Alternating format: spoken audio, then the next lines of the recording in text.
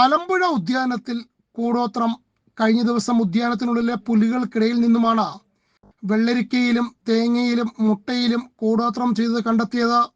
പുല്ല് വെട്ടുന്ന തൊഴിലാളികളാണ് കൂടോത്രം കണ്ടെത്തിയത്.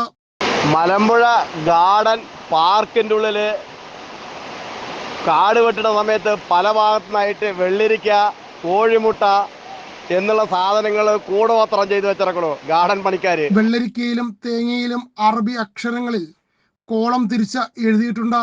ഇതാദ്യമായിട്ടാണ് മലമ്പുഴ ഉദ്യാനത്തിൽ നിന്നും കൂടോത്രം കണ്ടെത്തുന്നത്. ഉദ്യാനത്തിനകത്തുള്ള ഫുഡ് കോർട്ടിന് സമീപത്തു നിന്നുമാണ് വെള്ളരിക്ക കണ്ടെത്തിയത്. കൂടോത്രം കണ്ടെത്തിയതിന് പിന്നാലെ ഉദ്യാനത്തിലെ ചുമതലയിൽ ഉണ്ടായിരുന്ന ജലസേചന വകുപ്പിലെ 2 ഉന്നത ഉദ്യോഗസ്ഥരെ സ്ഥലം മാറ്റിയിരുന്നു. സ്വാഭാവിക സ്ഥലമാറ്റമാണെന്നാണ് ജലസേചന വകുപ്പ് അധികൃതർ പറയുന്നത്. എന്നാൽ കൂടോത്രത്തിന് ശക്തി കൊണ്ടാണ് പെട്ടെന്ന് ഉദ്യോഗസ്ഥരെ സ്ഥലം മാറ്റിയതെന്നാണ് പറയുന്നത്. ഡാമിന് എന്തെങ്കിലും സംഭവിക്കുമോ എന്ന് കണ്ടറിയണം.